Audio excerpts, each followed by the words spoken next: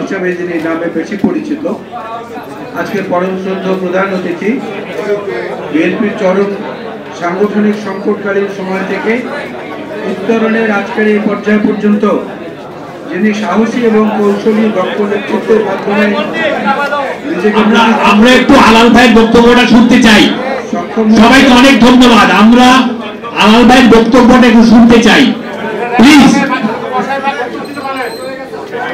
আমাদের সেই প্রিয় নেতা যারা আমির খসরু মাহমুদ চৌধুরী, উপস্থিত শ্রদ্ধেয় বীর মুক্তিযোদ্ধা বৃন্দ, মুক্তিযুদ্ধের প্রজন্মের সম্মানিত ভাইয়েরা, উপস্থিত বোন এবং ভাইয়েরা, আসসালামু আলাইকুম।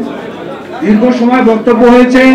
এই অনুষ্ঠান স্থলটাও আজকের এই তাপমাত্রার কারণে, অত্যধিক তাপমাত্রার কারণে সেইভাবে ঠান্ডা হচ্ছে না।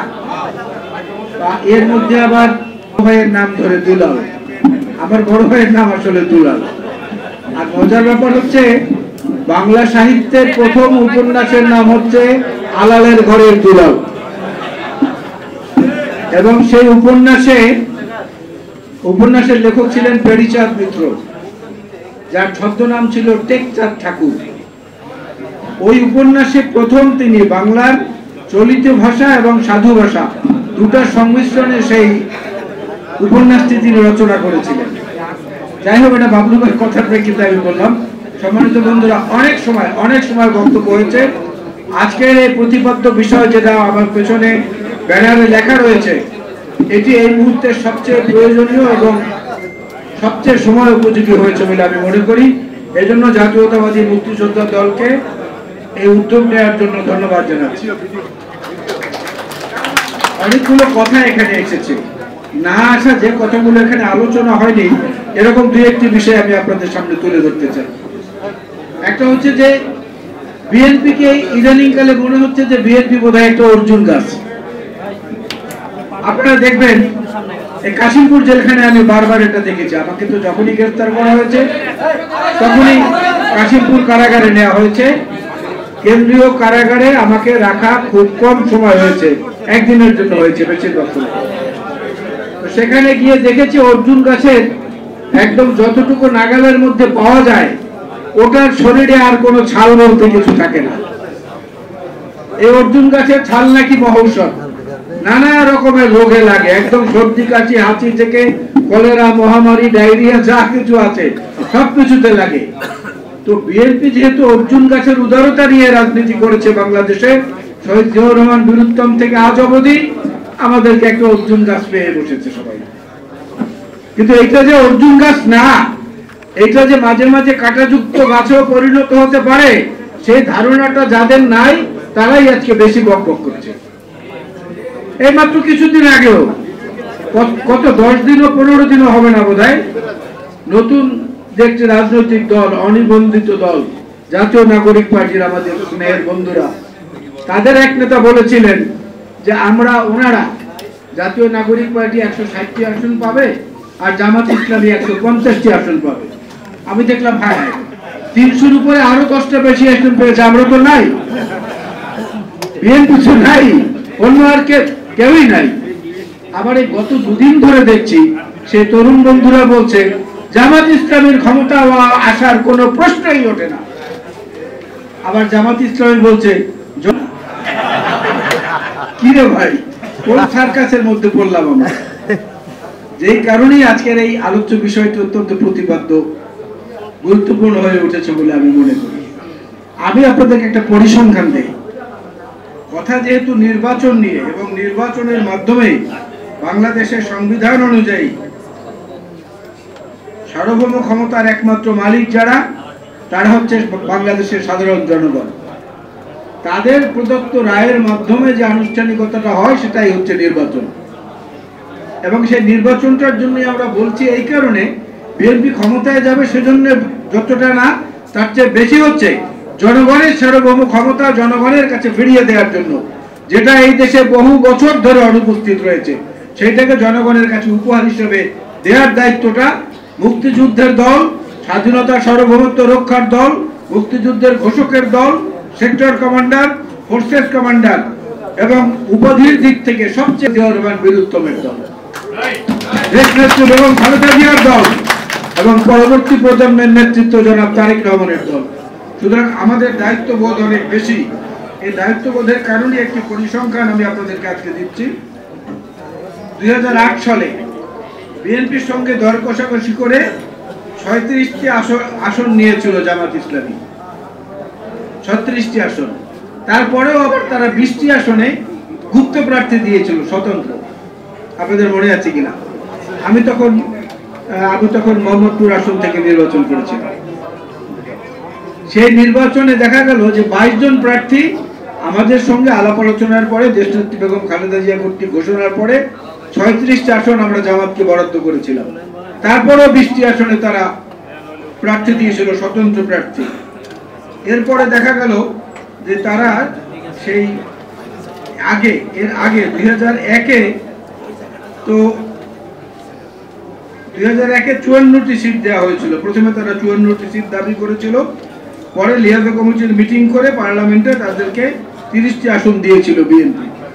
2001 সালের নির্বাচনেও বিএনপি থেকে 30 সিটের মধ্যে জামাত ইসলাম দিতেছিল 17টি সিটে। 1986-তে যদি আমরা ফেরত যাই, আওয়ামী লীগ এবং জামাত ইসলাম মিলে এরশাদকে বৈধতা দিয়েছিল, যে নির্বাচনে কারো যাওয়ার প্রতিজ্ঞা ছিল না যে নির্বাচনে যাব। সেই প্রতিজ্ঞা ভঙ্গ করে শেখ হাসিনা এবং জামাতের তৎকালীন নেতারা 1986-তে নির্বাচনে গিয়ে এরশাদকে বৈধতা দিয়েছেন। আজকে তারা আবার সেই গণতন্ত্রের কথা জোরে সোরে বলেন।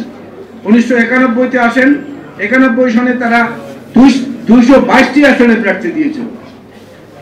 300-র মধ্যে 222টি আসনে জামাত ইসলাম প্রার্থী দিয়েছিল 1991-তে। আসন পেয়েছিল তারা ওই সময় 18টি। জামাত কখনো বিএনপিকে সমর্থন দিয়ে ক্ষমতায় আনার সাহায্য করে নাই। এই তথ্যটি যারা দেন তারা ভুল বলেন, অসত্য বলেন। বললাম তো 91 নির্বাচনের কথা। 96 নির্বাচনের ব্যাপারে আসেন, 96 সনেও তারা 300 সিটে প্রার্থী দিয়েছিল।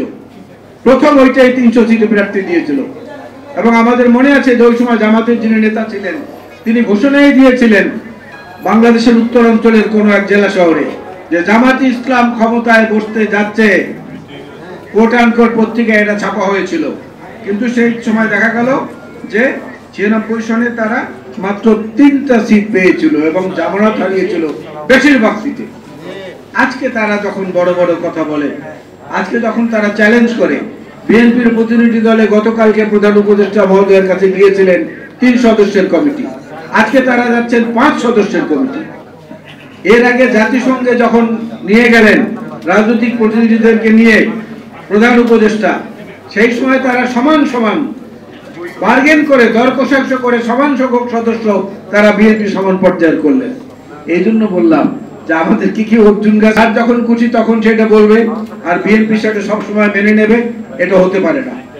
পৃথিবীতে অনেক কিছু পরিবর্তনশীল, অনেক কিছু যেগুলো কারো নিয়ন্ত্রণের মধ্যে নেই এবং ইচ্ছা করলেও নিয়ন্ত্রণ করা সম্ভব নয়। একটা গবেষণায় দেখা গেছে যে চন্দ্র যদি পৃথিবীর গ্রহ না হতো, তাহলে পৃথিবীতে দিন হতো 6 থেকে 8 ঘন্টা এবং বৎসর হতো 1100 থেকে 1400 দিনে। ভাগ্য ভালো চন্দ্র নামে আমাদের একটা গ্রহ ছিল। আর এই দেশের দুর্ভাগ্য হলো জামাত ইসলাম নামে একটা ধর্ম বিক্রি করা রাজনৈতিক দল আছে।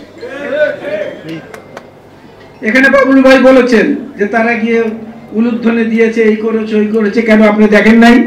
তারা দুর্গাপূজার অনুষ্ঠানে গিয়ে গীতা পাঠ পর্যন্ত করেছে, গীতা পাঠ করেছে এবং আরো অনেক কিছু সোশ্যাল মিডিয়ায় আসছে।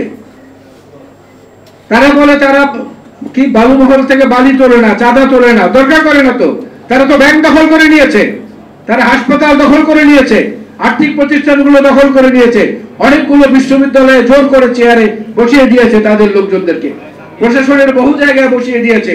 আর 86 সনের সেই খাতিরদের সঙ্গে তাদের ঐক্য এবং বন্ধন আগের চেয়ে আরো দৃঢ় হয়েছে। সেই জন্য এই প্রজন্মের আজকে বেশি সচেতন হওয়া দরকার। আরেকটা কথা আমি বলি, যেটা ঐতিহাসিক দলিল ভিত্তিক কথাটা, এই যে দলটার নাম আমরা বারবার বলি, এই দলটা তো বাংলাদেশে ডেট অফ এক্সপায়ারের মধ্যে পড়ে গেছে। মেয়াদ উত্তীর্ণ রাজনৈতিক দল। মেয়াদ উত্তীর্ণ রাজনৈতিক দল হলো এই কারণে 20 শতাব্দীতে সবচেয়ে নির্মম হত্যাযজ্ঞ যেটা ঘটেছিল মুসলমান কর্তৃক মুসলমানের উপরে, সেটা হয়েছিল 1971-এর মুক্তিযুদ্ধ, স্বাধীনতা যুদ্ধ।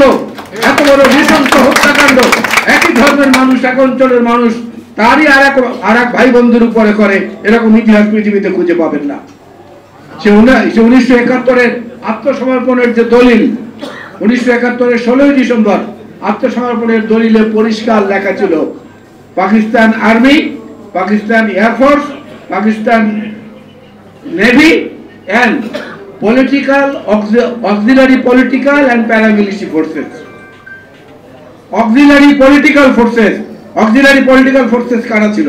জামাত ইসলামী এবং মুসলিম লীগ। তারা বলেছে যারা ছিলেন, এবং সেই সঙ্গে প্যারামিলিটারিতে যারা ছিলেন, অর্থাৎ আল বদর, রাজাকার এরা, আল শামস এরা। তো তাদের তো প্রাসঙ্গিকতা শেষ হয়ে গেছে। আজকে পর্যন্ত তারা যে রাজনীতি করছেন বাংলাদেশের উদারতা এবং তাদের দয়া বদান্যতার কারণে। তো সেই আত্মশুদ্ধি তওবা করার সময় যদি না হয়ে থাকে, তাহলে সেই সময় তাদের বের করা উচিত। না হলে মুক্তিযোদ্ধারা বয়স্ক হয়ে গেছে, তারা পরামর্শ দেবে, ট্রেনিং দেবে, এই প্রজন্ম, মুক্তিযুদ্ধের প্রজন্ম তাদেরকে মোকাবেলা করবে।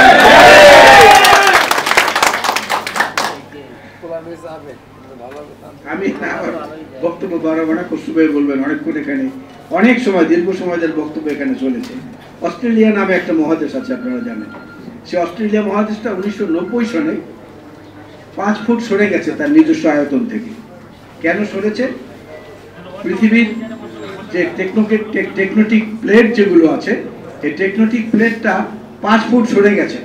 মূল অস্ট্রেলিয়ার মানচিত্র থেকে, অবস্থান থেকে 5 ফুট সরে গেছে 1990 সনে। যে কারণে এখন আন্তর্জাতিকভাবে যত কিছু বিবেচনা করা হয়, অক্ষাংশ, দ্রাঘিমাংশ, বিষুব রেখা, অন্যান্য যা কিছু আছে, এর মধ্যে 5 ফুট দূরেই কিন্তু অস্ট্রেলিয়াকে দেখানো হয়। তো 5 ফুট না, 5000 ফিট দূরে চলে গেছে মানুষের হৃদয় থেকে কিছু কিছু রাজনৈতিক দল চলে গেছে। কিন্তু বিএনপি সেখানে স্বমহিমায় এখনো উদ্ভাসিত আছে। এখনো শহীদ জিয়াউর রহমান বীরুত্তম, দেশনেত্রী বেগম খালেদা জিয়া, জনাব তারেক রহমান সহ আমাদের নেতৃত্বের যে একটা ফুলের বাগান, এই বাগান থেকে যেভাবে সুগন্ধে উচ্চারিত হয়, এই বাগানের সৌন্দর্য দেখে মানুষ এখন পর্যন্ত মুগ্ধ হয়। সেই মুগ্ধতাকে আমাদের কাজে লাগিয়ে চাপ সৃষ্টি করে, প্রেসার গ্রুপ হিসাবে কাজ করে নির্বাচনটা আদায় করে নিতে হবে যত তাড়াতাড়ি সম্ভব। এবং সেই নির্বাচনের আগে আমাদের প্রিয় নেতা তারেক রহমান সাহেবকে দেশে ফিরিয়ে আনতে হবে তার পরিপূর্ণ নিরাপত্তা সহকারে। আজকের দিনে এই আলোচ্য সূচির মধ্য দিয়ে, এই অনুসিদ্ধান্তে আমার ব্যক্তিগত মতামতের উপসংহার দিয়ে